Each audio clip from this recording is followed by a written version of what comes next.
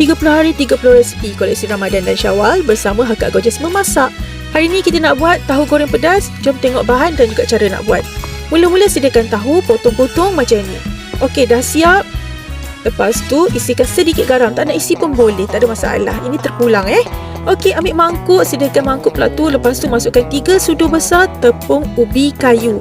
Tepung beras boleh, tepung jagung boleh. Cairkan, masukkan ke dalam tahu tadi. Biarkan setengah jam.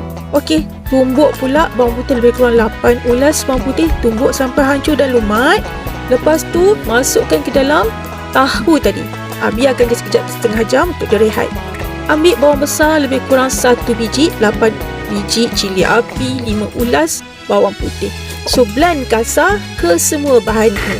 Okey, sediakan kuali, panaskan minyak, masukkan tahu kita. So kita goreng tahu dululah sebab kita nak buat tahu ni garing-garing sikit.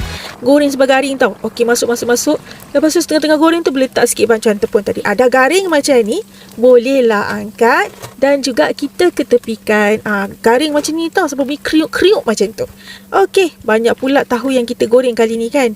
Okey, macam biasa, ketepikan tahu kita dah goreng rangup-rangup ni. Okey, masukkan pula bahan yang kita dah kisar tadi ke dalam minyak yang sama. Okey, minyak kena lebih sikit sebab kalau buat sambal, minyak kena lebih, baru cantik sambal pun masak elok. Okey, dah macam separuh masak, masukkan daun lima purut. Daun lima purut ni macam layu-layu sikit tapi tak apa. Yang penting dia ada bau dia. Masukkan sedikit air sampai separuh masak lagi. Masukkan 2 sudu besar gula perang dan juga perasakan. Masukkan juga 2 sudu besar sos tiram. Sos tiram ni macam pekat sangat kan sebab kalau letak dalam peti sejuk dia pekat macam tu pula dah. Okey, lepas tu dah masak sambal kita dah cantik macam dah pecah minyak, masukkan tahu yang kita dah goreng tadi.